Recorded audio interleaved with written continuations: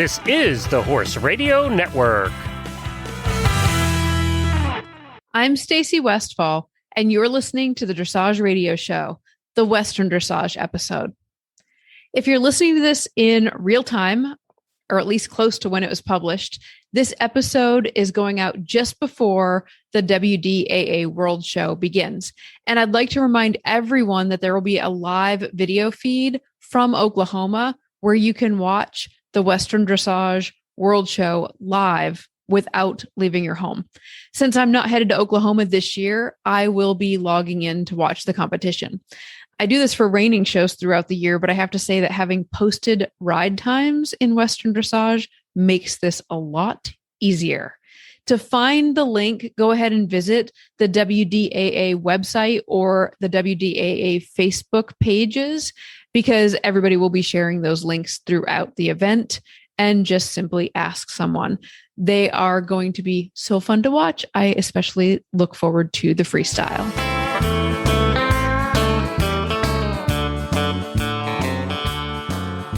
Joining me today is Ida Norris. Ida judges both Western and traditional dressage. She is a USEFS judge for traditional dressage and is a USEF small r Western dressage judge. And she serves on 3 WDAA committees. Thanks for joining me today, Ida. Thanks for having me, Stacy. It's always fun to talk to you. Well, this is going to be an ambitious one, because what I hear is that you have 20 tips for top show performance at multi-day shows. And you've got those divided between 10 for the horse and 10 for the rider. Is this true? It is true. Then we're going to have fun.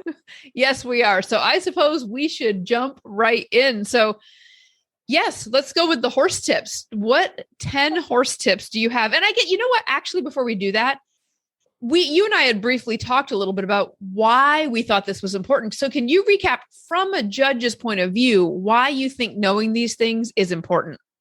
Well, when you and I had this conversation, the first thing that came to mind is that as a judge, I'm wanting everyone to read their paper and every day do better and better. And I want to give bigger scores and I want them to do well. And I'm hoping they get some tips from they can extrapolate from their early tests and their horses settled down in the ring and things are going to get better. And by the end, I can just give all 10s. I'd love to give 10s. And sometimes in multi-day shows, things go wrong. And the longer the show goes on, the tireder the horses look, less sound, riders making more mistakes, and exhaustion is setting in. And so from a judge's perspective, I'm hoping to give my better scores, thinking that the riders will be more experienced and the horses will be settled down. That doesn't always happen. And so that was when you said to me, well, you must have some tips. And I said, I sure do. Yeah. And, when we were discussing the topic and you said that, I was like, oh my gosh, that's brilliant. Because if I go to a reining show and we're in that world, a lot of times we tell people, and actually I just walked in from the barn where my husband was giving a lesson and the rider asked if I would double check something. And he said, but I might be out of horse. So it's very common for us to say, you're running out of horse. You're going to run out of horse. Beware you don't run out of horse, because for us, our reining shows tend to be 3 or 4 days long, with typically moving in a day earlier than that. So you do have to learn how to meter things out. And I think sometimes, especially going into the Western dressage, I've seen where people maybe think that it's maybe not as intense as what I'm doing in the reining, but it's still a thing. Like running out of horse is what we call it. And it's still a thing. I see it everywhere. As soon as you said it, I was like, oh my gosh, this is perfect, Ida.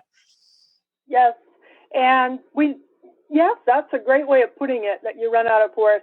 I think the number one thing is, and all of the things about the horses are really, the number one thing is horse management. And that is to really assess your horse as you're going along and figure out what your horse needs to stay happy, healthy, fit, comfortable, on a lengthy show, 3 to 5 days. Some shows go longer, like Congress. There's some really long shows. And make some necessary adjustments as you go along daily, and have that as part of your plan, that you are thinking about that.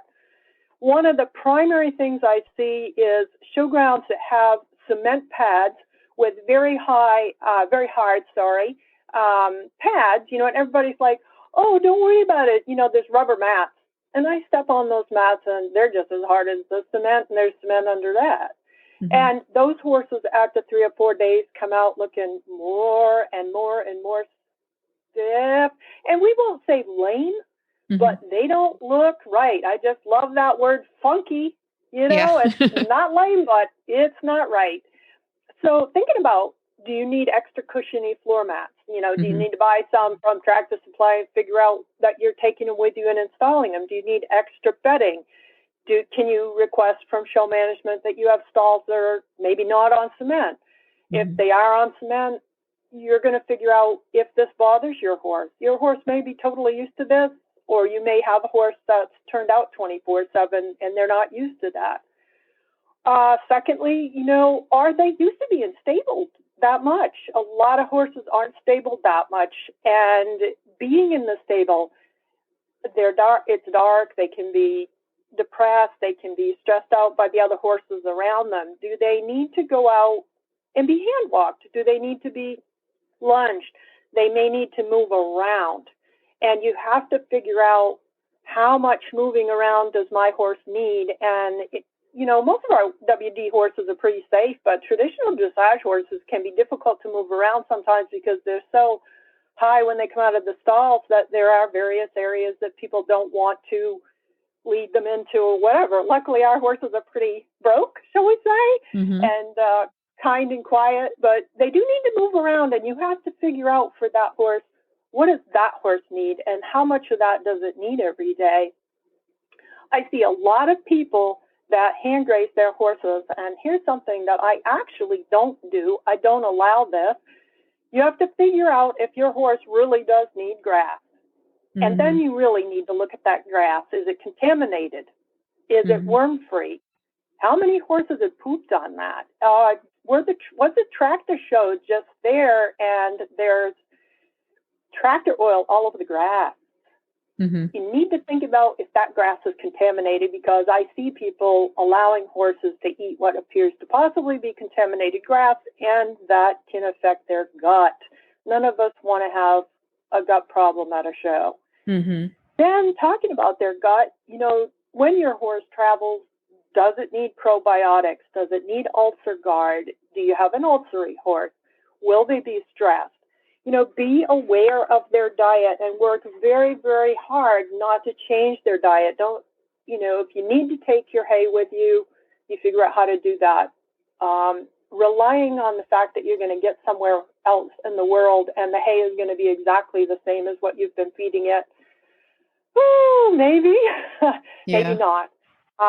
Definitely your grain, your supplements, all of those kind of things, really, really important to keep as normal as possible. We were talking about running out of horse. Do not overwork your horse.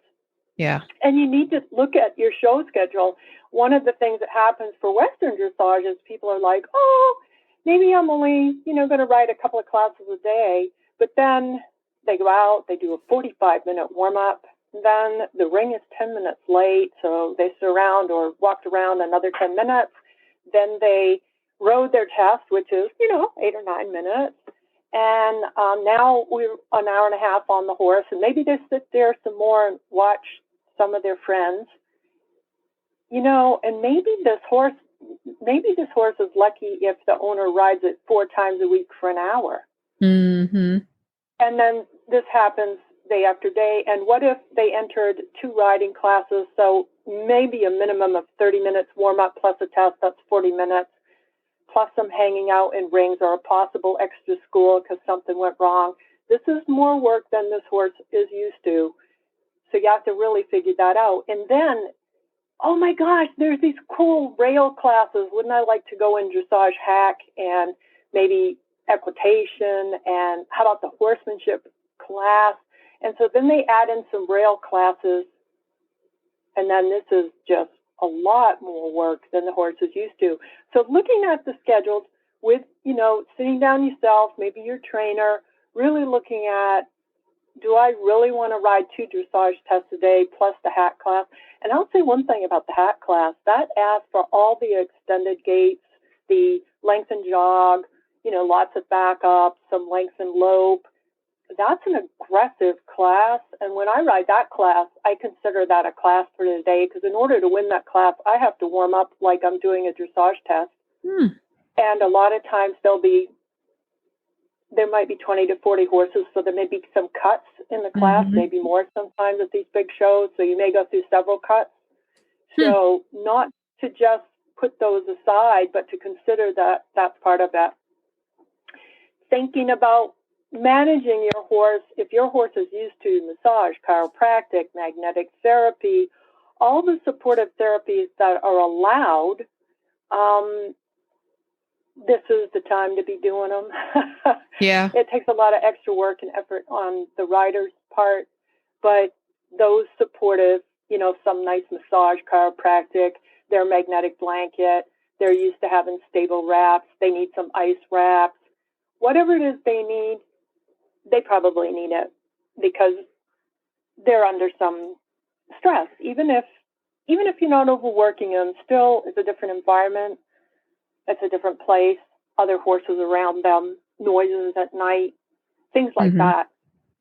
Assessing if your horse is sleeping is essential because horses that don't sleep. So a neighboring horse fights with your horse all night over the stall, and then you come in and you've got a 9 o'clock ride and your horse hasn't slept. And a lot of times you'll see that horse blow up in the warm-up because it's exhausted. And so assessing if you think your horse is sleeping and trying to think about doing things like, whoa, I don't actually have to do anything with my horse right now, and I see it slumbering in the corner at 2 o'clock in the afternoon, and I come in and I see that I know it hasn't slept all day, and I don't think it slept last night. Maybe I adjust my schedule because it's slumbering now, and I know it's resting for now, and maybe I'll postpone my ride for an hour if I can, or my trainer will help me later. But thinking about if your horse is actually sleeping, because that's really essential. And it's the same thing with water. Have a plan with water that you can get water into your horse, because so many of these people get to a horse show and now they're on city water. And most of us have wells on our farms, so we have artesian wells and they're not used to chlorine. So tricks like, you have to be really careful, like iced tea is illegal because it has caffeine. A ton of things that you might pour into the water to get a horse to drink it have illegal ingredients in them. So you have to be very careful what you add, because people are always running by and saying, well, put this in the water, put that in the water. But you get the horse to drink by pouring that in, but then you get drug tested and it's illegal. But one of the things that for sure isn't illegal is plain straight apple juice. And if you get a horse ahead of time to drink apple juice with water in a bucket, you might be able to have a plan for when you get to the city water and your horse isn't drinking, which can be really, really important. Last but not least is really thinking about planning your work every day for the horse, and like deciding the evening before how much horse you have, how much horse you think you have for tomorrow, and what classes you have, and making a plan for, wow, he's tired. I can tell he's tired, or she's tired. I need a shorter warm-up. Or I thought she was unfamiliar with the ring, and I thought she was shying at the flower pots. I need to get up early and go to the showgrounds early to walk her around the flower pots, let her look at things before there's too much traffic. Letting your horse familiarize itself with whatever is frightening or unique or strange to the horse when you're not particularly riding it. You know, not introducing it to a scary place while you're on it, but allowing it to look at it when you're just leading it around can be really helpful. And making those plans ahead of time and planning your day for that horse is essential. So this whole thing is all about managing the horse's comfort and stress level.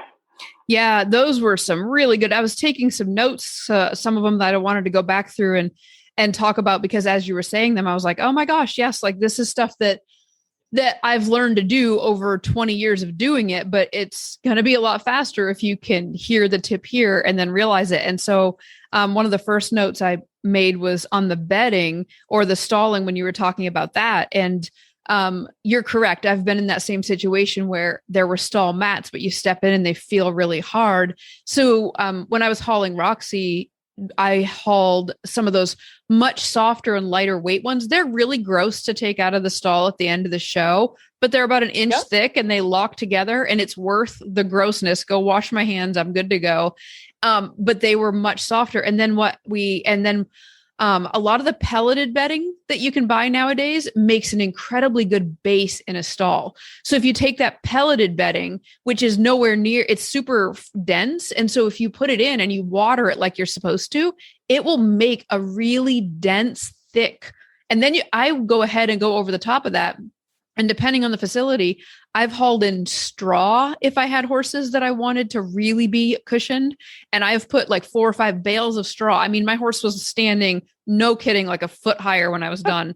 And then, but the other one, even if I do with the pelleted bedding on the bottom and then regular shavings on the top, it's amazing how you can get those horses up off there. But one last thing, those soft ride boots that you can buy for hauling on the trailers, if your horse won't eat them, like when they're standing in the stall, I'm going to say a disclaimer because I've had that happen. But if your horse won't eat them, we have taken to just putting the soft rides on them. It's like literally every step they take, they're in a padded, they're basically like on a mat. Now that doesn't help them so much when they lay down, but if I've done my other thing with my bedding, so that was a great thing that you mentioned because I forgot all the years of learning everything I just summarized in 2 minutes. Yes, and the boots are a great idea.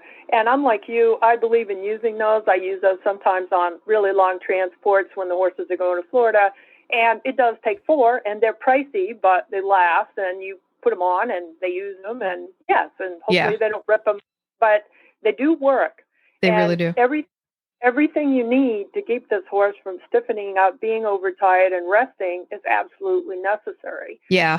The last thing I totally forgot, but when you travel, and we know this, but we should mention it, you want to have your medical records with you. Of course, you need your Coggins, but, you need what shots your horses had and when they had them.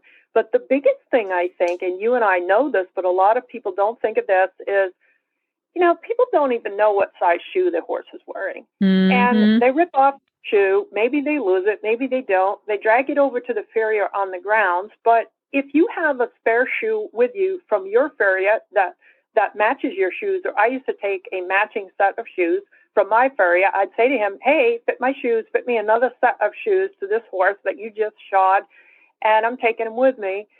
And if I had pads or whatever, here's matching pads. Then when I dragged my horse over to the farrier at the showgrounds, I could say to them, look, he's usually 55 behind, 55 degrees behind. He's 53 in the front. His toe is usually 3 inches, blah, blah, blah, blah, blah.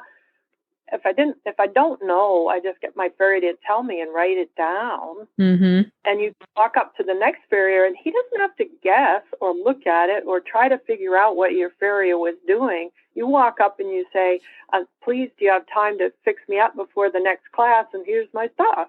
That's a brilliant. I mean, that is worth its weight in gold right there, because I've even just told people, if nothing else, just save the old set that somebody took off, because something vaguely closely matching is better than. It is very common to the farrier in a different location not even to carry the brand of shoe that you have. So it's not, when you know how detailed some of this can get, you start to realize how that's going to be different. That is a brilliant idea. And yeah, a couple other notes that I took while you were doing it. One thing I love about Western dressage is the fact that there are ride times. One of the reasons why I can see people running out of horse at reining shows is because we don't know what time it's going to start. We don't know when we're going to go. And oh my gosh, when I came over to the dressage side, I was like, this is brilliant. So take advantage of that, because I circled it several times when you were saying it, that planning your daily work. I know at multi-day shows, I plan on tapering. I know that my horse is going to come off all of them.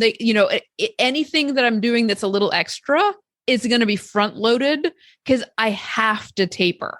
I have to taper. I have to get to the point where if my training has been done well at home, then I'm tapering as I get to the end of the show, which means, like you're saying, shorter warm-ups. I don't wait. That is my game plan going in.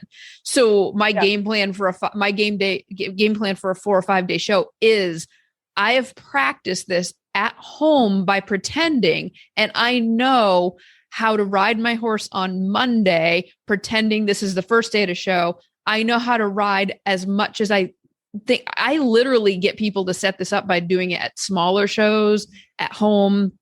And basically, because everything you mentioned about like, oh, the horse doesn't know how to be in stalls or doesn't know how to go to shows. I'm like, exactly. If we plan on a bigger show, because it's almost always length of show is almost equally like importance of show, if that makes sense.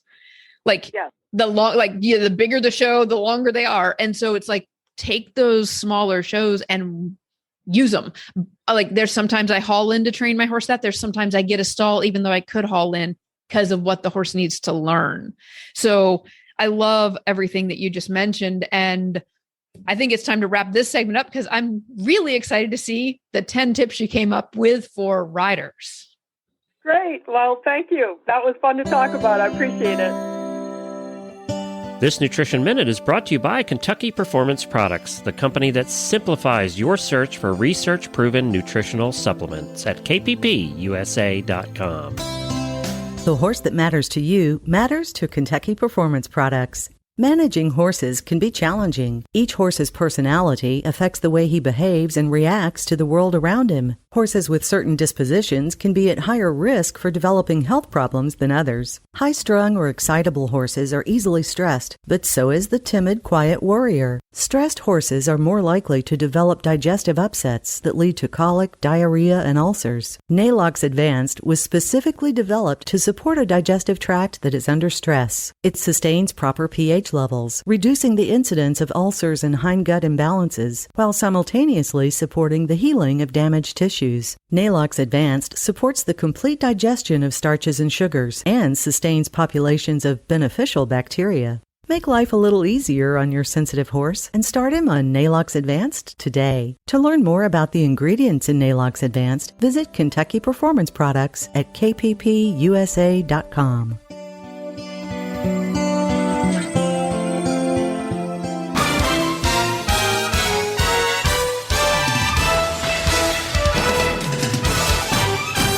This week's dressage training tip is brought to you by Total Saddle Fit, home of the shoulder relief girth at totalsaddlefit.com. Well, thanks again for joining me today, Ida. I was super excited about the horse segment, and now I'm very curious as to the tips that you're going to be giving us for the people. Yes, I have coached a lot of folks over the years, and have very strong ideas, strong opinions. Mm-hmm. I'm sure you do too. Oh yes, yes. Well, I selected 10 things. I'm sure we'll think of some others, but to start right off with, one of the most important things for people is they're exhausted, and I'm talking to them, young people, old people. Doesn't matter what your age is, but you need to figure out to somewhat stick to your sleep schedule. And that's sometimes hard at big shows because, I'm riding in the morning, or, I'm riding at night, or then it gets worse. They're in the Coliseum at night. They're not used to riding after 5 o'clock or whatever. So here's the thing, most of us have a camper or we're going back to the hotel or whatever. You really need to schedule rest. And if that means take a nap, if that means going to the camper and lay down, go back to the hotel, get your horse settled and get enough rest, actual sleep. And even if you can't sleep, sit down, be quiet, and rest. And it's actually young people sometimes that I find this the hardest to get across to them because they're so excited. They're running around and I'm going to go watch so-and-so. And then I'm going tonight and stay out late and watch the blah, blah, at the Coliseum. And no, you didn't sleep enough yet. And if you're serious about your riding tomorrow, rest is the thing.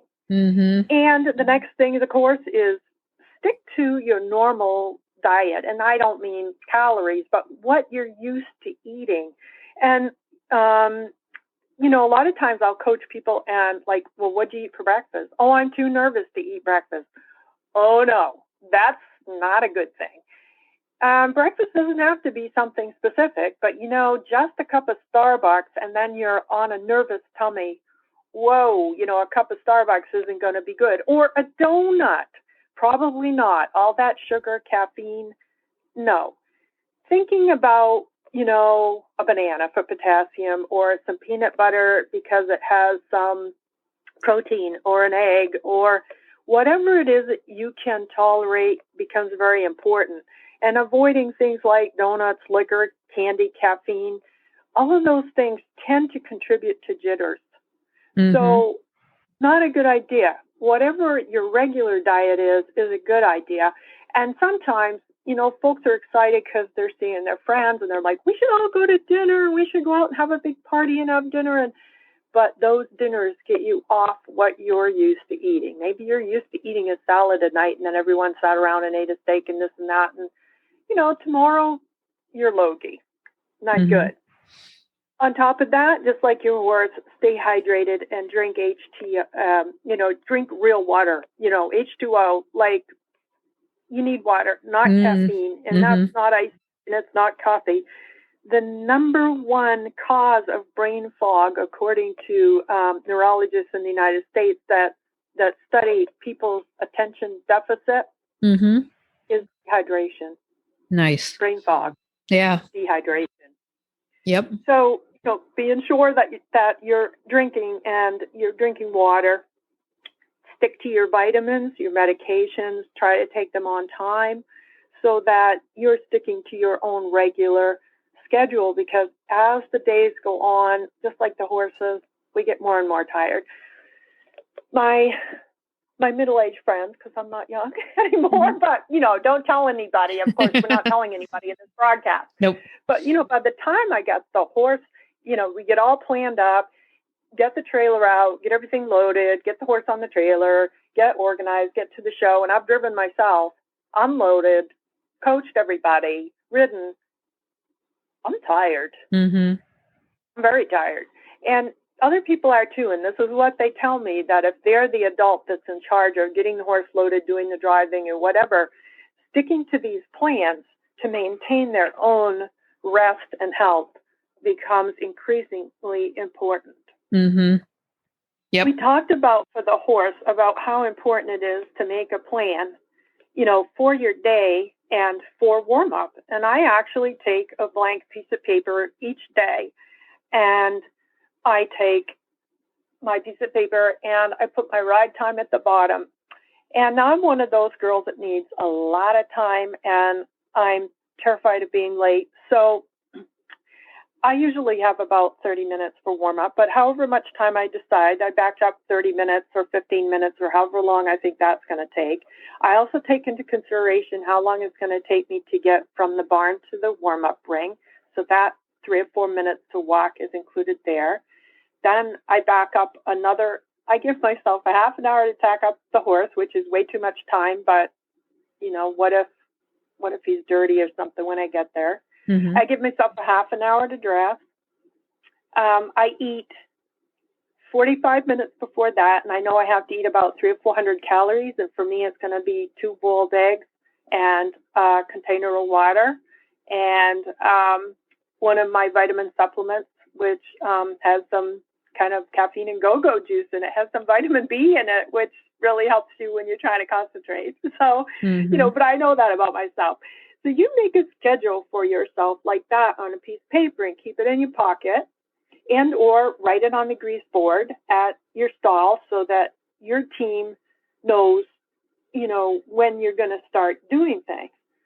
Now, the next part of that is communicate clearly with your support people. Mm-hmm. And that may be your coach. Your coach needs to know, and you have to have a conversation together, what time are we meeting up tomorrow and which ring are we going to work in before, for warm up? Because a lot of times there's 2 or 3 warm up rings and there's multiple rings. And let your hubby or your friend or your groom know that you need them to hold the horse maybe while you're grooming or whatever it is that those people that are there to help you do. Mm-hmm. Clear conversation with them. And, if you can plan it the night before, you do. Otherwise in the morning. But, you can be meeting in person. You can be texting. You can be using the phone. But communication becomes real clear because when you're expecting your coach to show up at the warm-up ring at a particular time and you're out there ready to go, it can be nerve-wracking when they don't show up and it turns out that you didn't communicate clearly with them. Mm-hmm. And maybe that rattles your concentration or something. Mm-hmm. And this would go back over to possibly overriding the horse again, too, just from a lack of communication. Yes, Yep. yes, exactly. Yes, that's all of that kind of thing can happen. So being clear, having a schedule, and actually writing the schedule down. I don't even just go on verbal. Like we have a grease board outside of the stalls for every horse. This is going to be that schedule today. And, we're also texting it onto the phones. If I feel like the person that's going to help me isn't going to come right up to the stall. Like my husband is usually my groom, but he likes to wander around. He's very social. So he's meeting and greeting other people and looking at the vendors and this and that. But text onto his phone is the schedule so that he can keep pulling out his phone. Oh, she's going to get dressed now. I need to get back to the barn. Mm-hmm. And he knows that when I start dressing, then he needs to be on hand because I'm going to want him to hold the horse while I tack. Yep. So that kind of thing with your team could be very helpful. Mm-hmm. You want to take every advantage that you're allowed to take. For example, having a reader is legal. I have a lot of people that are like, well, I'm not using a reader.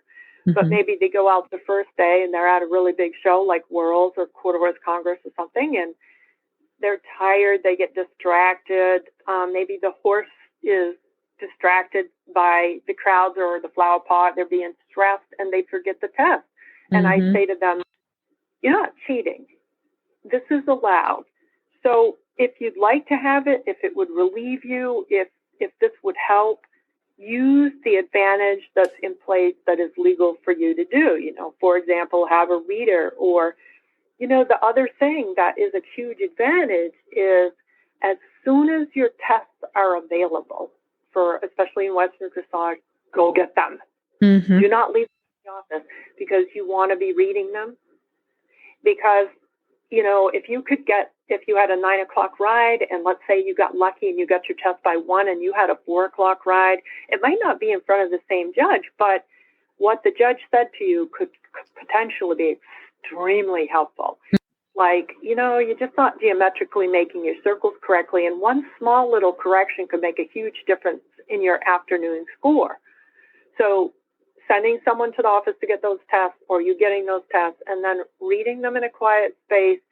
And if you need to, get help from your coach or from your friends that are more knowledgeable, like, what does this comment mean? Can you help me? If you won't have any trouble with the judge's comments. But if you don't, then read those and get some help because that'll help. That's a huge advantage having those. It is. And I'm laughing because I remember when I was getting my first ones back, I was like, not only did I not know the terminology that I could read, the shorthand on some of those is really impressive. And so it was very common for me to be like, I don't know what these 3 letters are shortened for. Okay, now that you've translated that into an actual word, can you now tell me what that means? So yes, feel free to ask. Like, I have no problem being like, okay, I need help here. So yeah, that's great. That's great.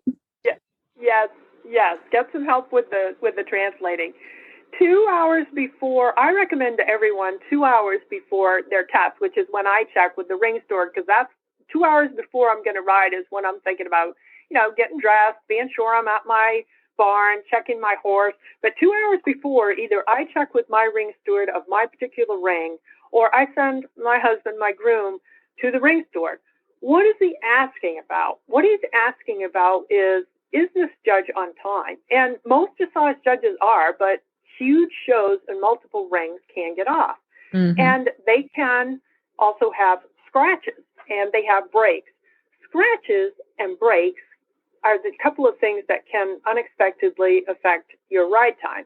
What can be happening is the ring can be 30 minutes behind, and they're 30 minutes behind right up until lunchtime when the judge supposedly has an hour break, and the judge decides they're not taking an hour break because they got so far behind this morning that they're taking a half an hour to eat. They will start on time. Mm-hmm. That ring steward is there to help you with how the schedule is going. Or it could be something as simple as you're in the morning, you're not near a break, and there's 3 or 4 riders ahead of you with a scratch, which means that you're not required to ride before your time, but that people may be moving up because they want to ride before their time and they're ready. Yep. Now, on a really hot day, your horse might be ready early. Mm-hmm. And you might like to know that, or you might have another horse in another class that is a little close. You'd like to have a little more time or whatever it is. So talking to those ring stewards is really, really important. Mm-hmm. And 2 things that should happen is 2 hours before you ride, you go check with them, how's things going at the ring, blah, blah. I'm Ida, I'm going to be coming along in a little while. I'll be coming out.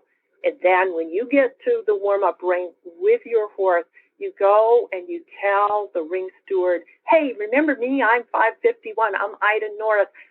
I'm here to ride training level test 1. I'm here. I'm checking in. Mm-hmm. They need to check your name off. And it really helps them if they don't have to go running around looking for you or trying to find your back number. They pick you up. And then you are actually responsible for watching your time and looking and see who's ahead of you. So I have that ring steward tell me, okay, which one's ahead of me? Oh, the lady over there in the purple shirt on the paint. Yep. Okay, well, she's ahead of me. So that I can keep track of how the system is going, because the ring steward's there to help you get in on time, but you're responsible for it. If they tell you to go late, that's not you. You can be eliminated for that. It's not their responsibility to get you there on time. It's yours. Mm. So you want to be always 2 or 3 minutes early. You never want to be late. Don't go exactly at your time. Always you have to be ready 2 or 3 minutes early and get right up to the gate, know who's ahead of you, know what they look like, know what their back number is.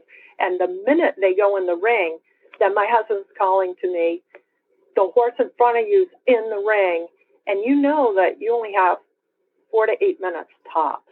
Mm-hmm. Yeah. And so you need to be ready. And assume that something may take extra time. So build time into your schedule every day for crazy stuff like, got there, horse is filthy. He's never filthy. It never lays down. Today will be the day. Mm-hmm. That'll be the day. Yeah. The other thing that I recommend to everybody, the very last and perhaps maybe the most important thing, I don't know, and I'm not sure if we talk about it enough, but everybody has stress triggers, all of us. And no matter how much we like shows and we have a good time and we see our friends or our colleagues, or maybe we're kind of nervous at shows, but everyone has stress triggers. Whatever those are for you, feel free to avoid those if you can. Mm-hmm. I don't care if I'm showing at intro, training level, Grand Prix. I do not watch anybody else in my class. That's my trigger. I don't do it. I will not watch anybody in my class. Mm-hmm. I don't want to hear about it. I don't want my team talking to me about such and such an Olympian's riding right in front of you. Oh, that's right. Thanks. I don't need to hear that. So whatever those things are, like for me, and also you'd never think about this, but it's hard for judges to ride sometimes because if we go and watch a class, we can't help ourselves. We're standing there evaluating. Well, I give that a 6. I'd give that a 7. That's not good for me to be doing. I shouldn't be watching the class that I'm riding in because I should not make suppositions of how I think someone else's ride was. I didn't judge it from C. I didn't sit there for the whole class. And then, it's the crazy idea of, well, it seemed like my horse went better than that horse. That's crazy. You can't think like that. But human nature is human nature. So no one should be, thinking things like that. When you're riding, you're not judging. Yeah. When you're coaching, you're not riding. When you're riding, you're not judging. Yeah. So keep your hats separate, keep your hats all separate. Yep. And then do what you need to do to keep yourself happy. Some people are like, I can't visit with my friends this morning. I'm kind of nervous. So you'll see them put their earbuds in and maybe listen to some music, or they go by themselves and be quiet. Or some people are social. They go hang with their friends and chitter chatter about things that have nothing to do with showing. Yeah. Because that's what keeps them calm. You have to figure out for yourself what keeps you calm, what you're comfortable with. And, this is for your mental health, to keep you happy and healthy and having a good time and to not lose your focus. Oh, I really appreciate that you put that one on there, because I would definitely, I'm an introvert, and that basically just means it's that I recharge by being alone. And I have felt a lot of pressure when I'm in really social situations, because I love being around people, but there's more of a drained feeling if I'm in that area for a very long time. I recharge. All the introvert and extrovert means is like you recharge in different areas. So I recharge more alone. And so I love that you brought that up, because it took me a long time to realize I really enjoy the atmosphere being at the show, but I would deny the drain that it was having on me, when all I really needed to do was literally like 15 minutes sitting alone in the car in air conditioning, like just chilling, maybe reading a book, just not being full on in the whole thing. And like, oh my gosh, like going back to the hotel, like when you were going through your list, I was making notes, and I was like, I kept writing down, it's amazing how boring my routines are, because that is what keeps me stable there. So it is the going back and taking a nap, and training yourself to nap, if that's not something you do, is like literally, it's one of my trained horse show skills. And my food, I travel with peanut butter and my favorite bread. I mean, it's in a cooler. It's like, it's peanut butter and there's my bread. And so if nothing else, I always have a guaranteed, like, super boring. And yeah, when you were going down through, and I was like, yep, you need somebody, those last minute sip of water because your mouth has gone dry, in the last minute run to the bathroom.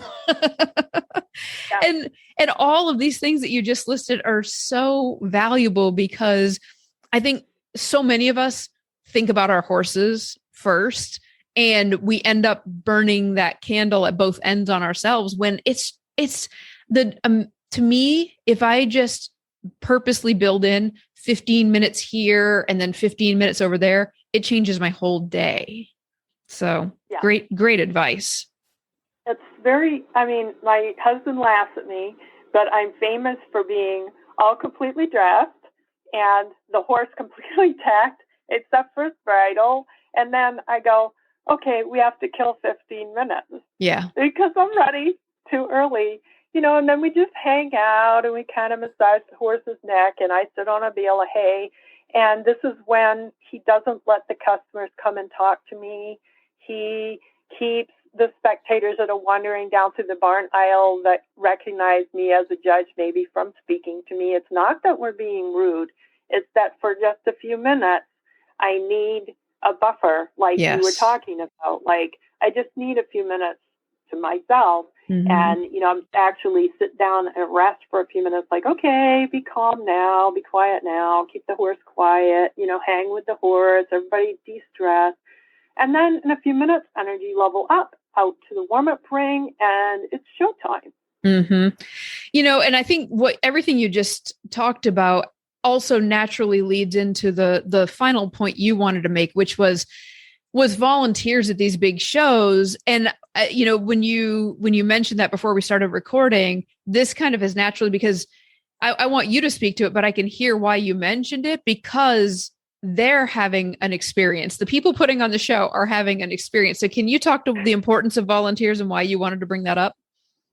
Yes. Well, I'm really looking forward to WDAA Worlds. It's coming right up, and I'm going out to coach and stuff. But while I'm there, I will also work my schedule and have called the volunteer coordinator, and will volunteer, because these shows are short of volunteers. And just like all of us, they need people to run, they need people to right? They need people described. They need general dog's bodies. Can you help with this? One of the things they're always short of is if you're good with a calculator, they always need people to calculate the scores. That's something that not everyone has a skill to do.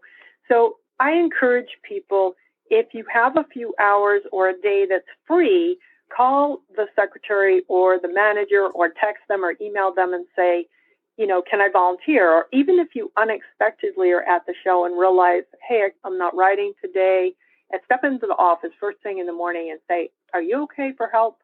Because sometimes, we all have great skills, and there are skills they can utilize, but they'll train you to do the job of whatever's done. And these shows don't run without those volunteers. And we all want to keep showing, but it is increasingly hard to get help. And it takes a lot of people to keep these shows going. So if there's someone in your team that can help, it might be an extra dad that's kind of bored there, but hey, can he tend the parking lot? Hey, help people get parked, whatever it is. If we can step up and volunteer, it's a huge part of these competitions, and it's our way of, passing forward the help that everyone gives all of us. So we want to pass it forward. That is an awesome reminder. And I can't thank you enough. It's been so amazing. The 20 tips, we blasted through them. If anybody wants to contact you for more information or lessons or judging or anything like that, where should they go to find you? I have a cool website that's really easy to get a hold of me, and it's idanorrisdressage.com. And lots of contact on there. Call me, text me, messenger me, Facebook, whatever. But yeah, check the website, idanorrisdressage.com. Awesome. Well, thanks again for joining me, and have a great time at the World Show. Thank you. Best wishes, and you have a great fall.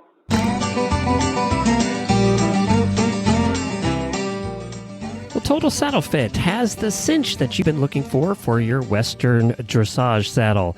The shoulder relief cinch actually changes the position and angle of the billets to prevent the saddle tree from interfering with the shoulder. The center of the cinch is set forward to sit in the horse's natural girth groove, while the sides of the cinch are cut back to meet the billets 2 inches behind where the horse's natural girth groove lies. This brings the latigos from angling forward to becoming perpendicular to the ground, which reduces the saddle's tendency to be pulled forward into the shoulders. With horses that have shoulder interference without angled billets, it simply moves the billets back to keep the saddle further away from the shoulders. The secondary benefit to this shape is the cutback at the elbows. This gives more room for elbow movement as well and prevents galls in the elbow area. You can find the shoulder relief cinch at TotalSaddleFit.com. That's TotalSaddleFit.com. Thanks again to Ida Norris for joining me on today's show. If you're interested in hearing more from me, I have a podcast that you can find on your podcast player by searching Train Your Own Horse with Stacy Westfall. You can find our show notes and links to today's guests on dressageradio.com. Like us on Facebook, just search Dressage Radio Show. And don't forget to check out all the other shows on Horse Radio Network at horseradionetwork.com.